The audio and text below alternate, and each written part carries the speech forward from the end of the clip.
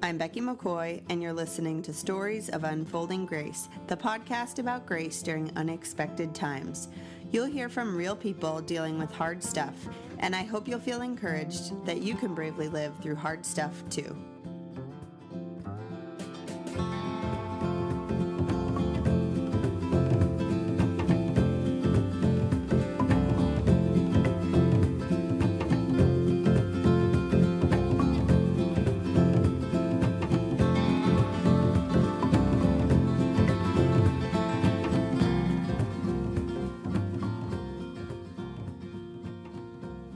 Hey everybody, it's Becky McCoy, and this is the very first episode of Stories of Unfolding Grace. I'm super excited and totally nervous. You can find the show notes at beckylmccoy.com/01.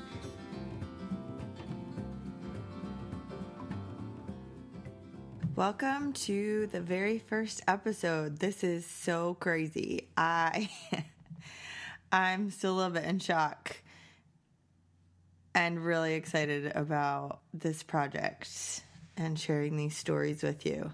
I just can't believe I'm hosting a podcast. It's crazy. Anyways, over the course of my lifetime, I've experienced some pretty serious challenges. And at each of the roadblocks, or what felt like roadblocks, I felt like there was nobody who really understood what I was going through. Everybody else kind of seemed to have it together, and I felt like my life was falling apart. So I began writing pretty openly about my frustrations and my discouragement, and I started discovering that pretty much everyone has felt alienated and misunderstood during these different seasons of struggle. And that really bothered me, that we're all experiencing the same feeling of dealing with hard things all by ourselves. So I started to think about what I could do. And in some kind of fit of craziness, I decided to help other people share their stories. I found it really therapeutic to share my story, so I thought maybe other people would experience the same thing. So I stumbled upon this concept of unfolding grace. And in 2 Corinthians 4:16, in the Message translation, it says, "So we're not giving up. How could we? Even though on the outside it often looks like things are falling apart on us, on the inside, where God is making new life, not a day goes by without his unfolding grace." And I just loved that. That means so much, unfolding grace. It just keeps coming. I think of like a red carpet unfurling down an aisle and how it just keeps rolling and rolling and rolling, and how God's grace just continues to unfold.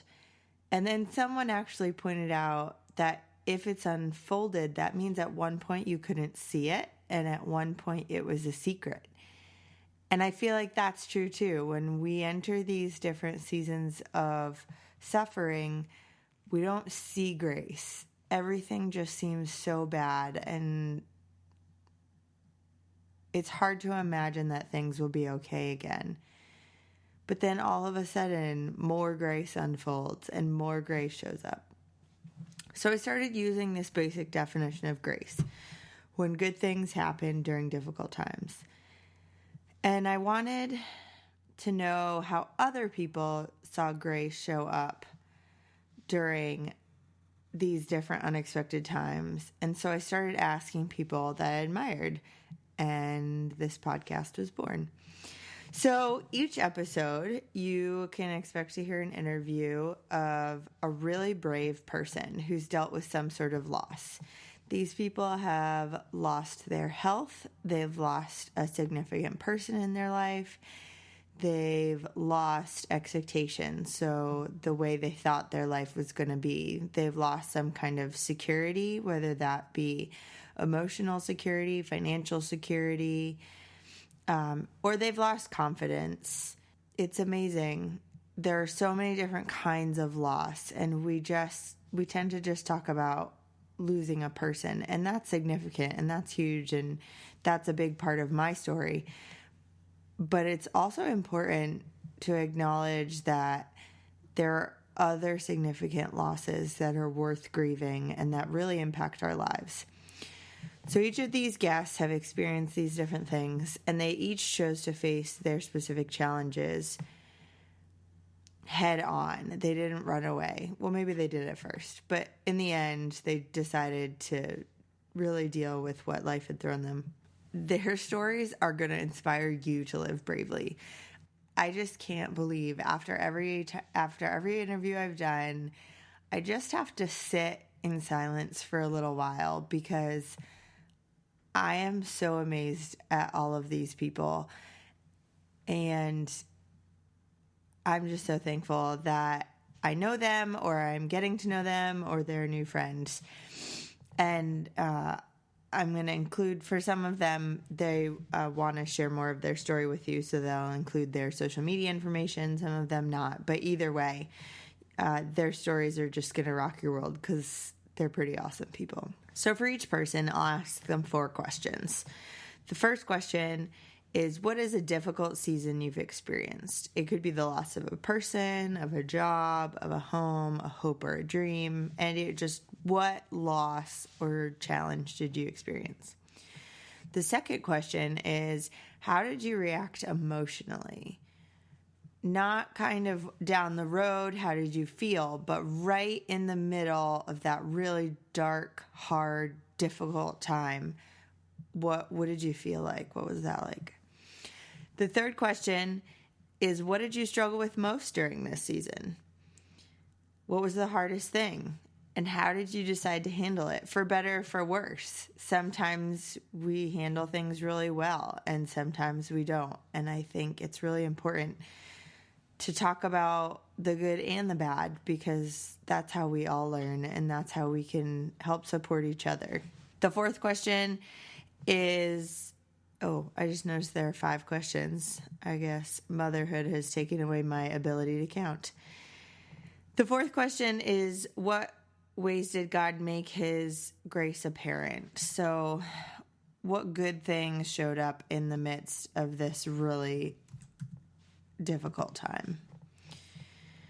And the last question, number 5, is, how did you choose to live bravely and authentically as a result of this experience? How did whatever you lost, how did that loss change you in a really positive way? So imagine that we're all sitting around a table in a coffee shop, or you and I are cozied up on my couch with a cup of tea or coffee, hot chocolate, take your pick. And we're just talking about real life. And there will be tears and there will be laughter, because in real life, tears and laughter coexist. That's just how it is.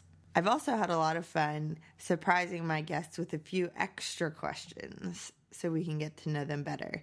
Each guest, you'll learn about what they're loving right now, what their favorite meal is right now, what they're doing to take care of themselves, and what they're doing to be brave. To give you an idea of what this looks like, in this very special first episode, I guess I'm kind of interviewing myself. So I'm going to talk a little bit about a season in my life that was particularly difficult. I will also answer the 4 fun questions at the end too. I'm so glad that you're here, and I look forward to sharing my story with you.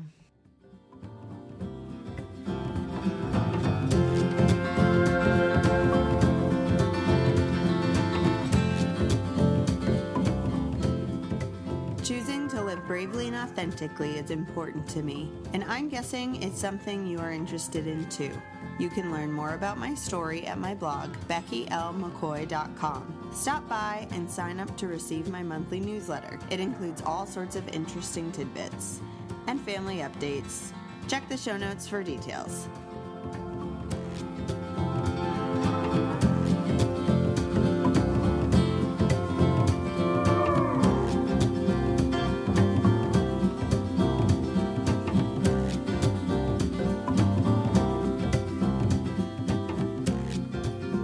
I'd love your help with something. If you're enjoying Stories of Unfolding Grace, please share it with your friends and subscribe in iTunes. If you leave a rating, it'll help other listeners to find the podcast. Thanks so much for being on this journey with me.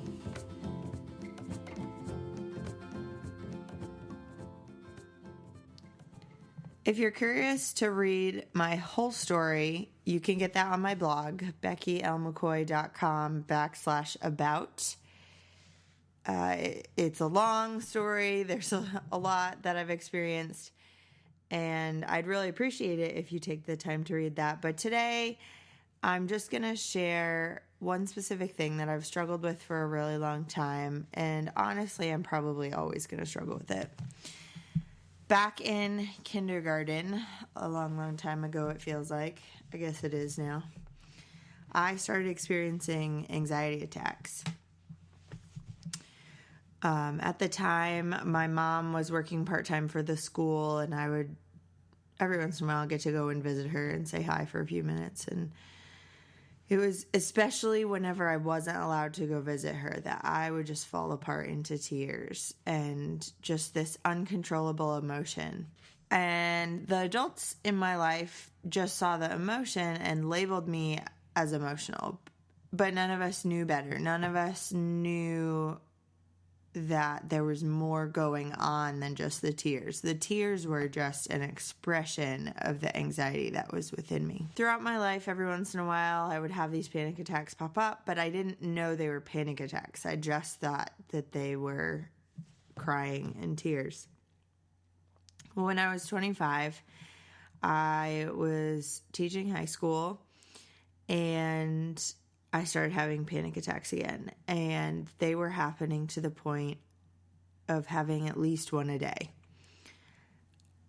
It was easy to try and avoid dealing with it when they were only happening every once in a while, but happening on a daily basis, and especially this one day when I had a panic attack during the school day, I knew something had to change because I just couldn't keep living with them. It was affecting my job. It was affecting my well-being. It was affecting my marriage. So I started going to counseling, and that helped a lot. It did help a lot because I was able to talk through what I was feeling, and my counselor was able to help me see that I was having panic attacks. I wasn't just emotional. I wasn't just stressed. I wasn't just worried. I had a really legitimate diagnosis of an anxiety disorder.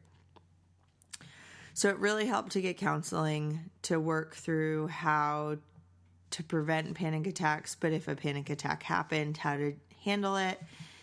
And I also ended up going on Zoloft, because I just realized that there was definitely a chemical imbalance going on. And for me, the only way to get rid of the panic attacks and have a manageable level of anxiety was through medication. So that's my difficult time. That's my answer to question 1. Emotionally, I reacted in a lot of different ways. It was really difficult to deal with this diagnosis. It was frustrating to realize that this thing that I had struggled with since I was 5 years old was something that I could have gotten help for. I don't blame my parents or the other adults in my life at all. They didn't know. I didn't know. That's kind of, we can't go back and change it. But it made me sad that I didn't have to feel all of those things for so long. I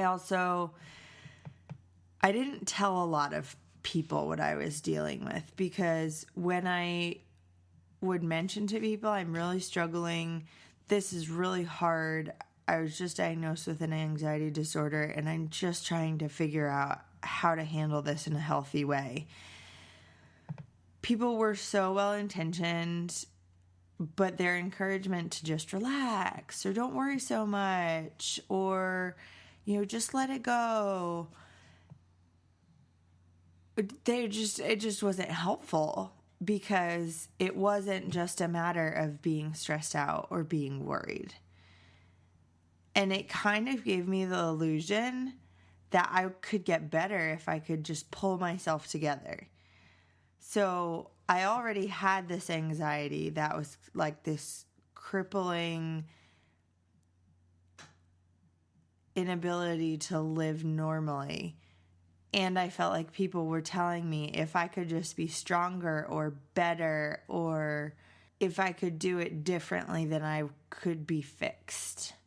And I knew in my head that that wasn't right. I knew that this was a diagnosis for a reason. It wasn't just a phase or anything, that this was something real that I was struggling with. But unless you've had anxiety or you've struggled with any kind of mental health issue, it's really hard to understand that it's real and it's not just a phase and it's not going to go away, and that it can start to feel hopeless. I felt completely controlled by my anxiety, and I didn't see any hope of being able to live a life where I wasn't constantly protecting myself from the next panic attack. Because I didn't know when they would come, so I was kind of on guard all the time, just waiting for it to happen. And I didn't know what my triggers were, and I just felt like I was going crazy. There was honestly a point where I told one of my bosses that if I couldn't get this under control, I gave myself a few weeks before I would check myself in to a mental health facility, because I felt so crazy and so out of control just inside my head. I didn't really even know who I was anymore. And that was really difficult because nobody really seemed to understand that. For me, panic attacks are a really short but very intense experience. My mind races.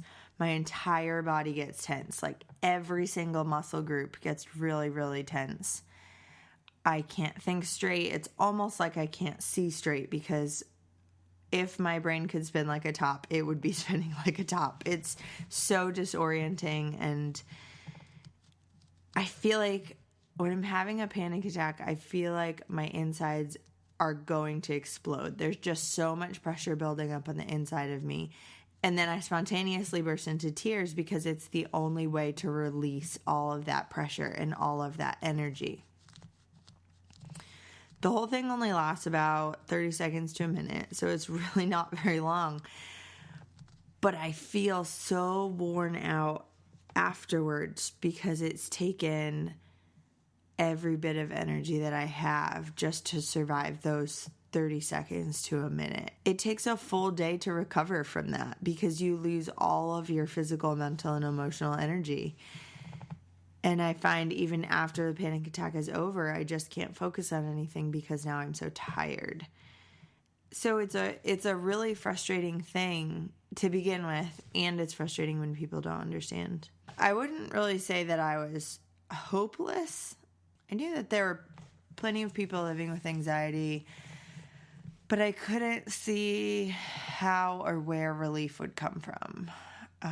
I retreated more into myself. I lashed out at Keith, my husband. I was just so angry, and I had very little patience or tolerance for other people.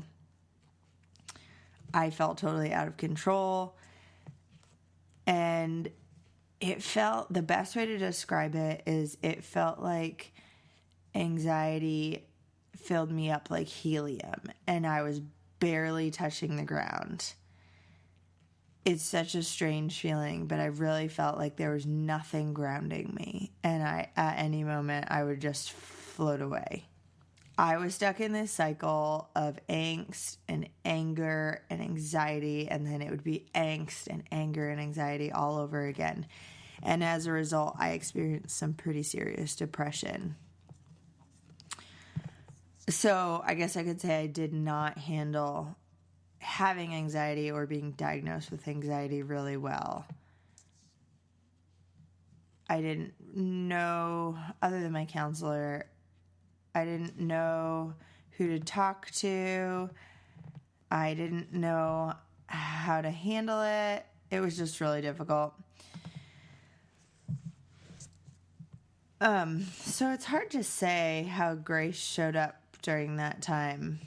Good things happen during difficult times, but it's not always clear what they are. So during the first few years of my battle with anxiety, I see grace as being how faithful my husband Keith was. He wanted me to get better so badly, and he was a family practice doctor, so he knew, at least at a very theoretical level, that anxiety and depression are real things and that they really affect people's lives. So I really appreciated that, even though he didn't understand, he just showed so much compassion and love and loyalty. I knew that he would get really frustrated and discouraged with me, but he chose to love me through all of that. And I also met some new friends during that season that chose to really invest themselves in my well-being. There was one friend who, she didn't have an anxiety disorder, but she'd experienced a few panic attacks. And so she just said, I understand how scary and terrifying a panic attack can be. So if you're having one and you need help, just text me anytime. And if I can't come over, I'll give you a call and we'll work it out. And her commitment to helping me learn how to deal with this really difficult thing, that was a game changer for me, to know that there were people that were invested in me learning how to live with anxiety and not just manage it or cope, but really live in spite of having anxiety. That changed me a lot. So being diagnosed with an anxiety disorder was actually the beginning of me choosing to live bravely and authentically. That's kind of the tagline that I used for my blog. And this was the beginning. I realized that everyone must be fighting these unseen battles, and I wanted to help draw out those stories, because when we're more aware of each other's stories, we can learn to support each other better. And I knew that if I could be brave and open, then other people could choose to be brave too. And it's really amazing that the more I opened up about my anxiety, the more I began to accept it. If I were to give advice to someone who is newly diagnosed with anxiety or panic disorder, any kind of mental health issue really, I'd want them to just know that they're loved. When my head was swirling and I felt out of control, I felt totally unlovable because I felt crazy and I felt abnormal. And if I wasn't normal, or I wasn't living up to these crazy expectations I had for myself, then I felt like nobody else could love me either. So I'd want someone who is newly diagnosed to understand that I understand how discouraging and frustrating it is, and how it feels like you might have to fight yourself forever, but you don't. I didn't. I mean, it's still really hard, and there are still some days where I get really angry that this is something I have to struggle with, but now anxiety doesn't enter a room before me, and it doesn't define me. And some days are really bad, but I don't feel like anxiety makes the whole world crumble around me anymore. So the 4 fun questions. What am I loving right now? I am loving Big Magic by Elizabeth Gilbert. If you are a creative person by any stretch of the imagination, you have to read this book. It is just to free, I think the tagline is living creatively beyond fear or something like that. And it just takes away any excuse you might use to not create. That's pretty awesome. I'm also loving Gilmore Girls and The West Wing, but that's kind of a lifelong love. So what's my favorite meal right now? It would be the Asian Pear Slaw from Spice Market in New York City. I was there a couple weeks ago, and I can't stop thinking about it. It's so good. It's down in Chelsea, near Chelsea Market. One of the best meals I've ever had. What am I doing to take care of myself? I'm being more intentional with my schedule. And trying to block off my time more intentionally so that I get what I need to get done and can kind of keep track of that. And I'm getting my bathroom redone to make it more spa-like and functional too, because it hasn't been as functional as it could be. Last question is, what am I doing to be brave? I'm working on a book proposal, which is really exciting and terrifying. And I'm learning to promote myself because that's a huge part of being a writer. And it feels really yucky and egocentric sometimes, but I'm learning to trust that when people say they enjoy reading what I have to write, that they really mean it. And I'm not shoving it down people's throats, but I'm just giving them an opportunity. So that's it. That's the very first episode of this podcast. Thank you so much for listening. I promise you won't have to hear my voice as much for any other episode because I want you to listen to the other stories of unfolding grace because you're going to want to be brave after you listen to them.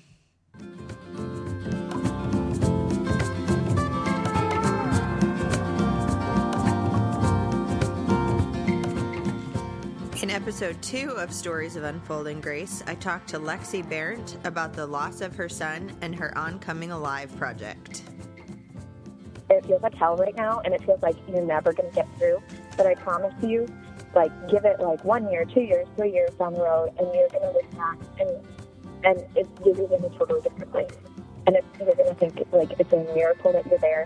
But, hold on until then. Because it's going to be really hard, and it might get even harder. But you can do this.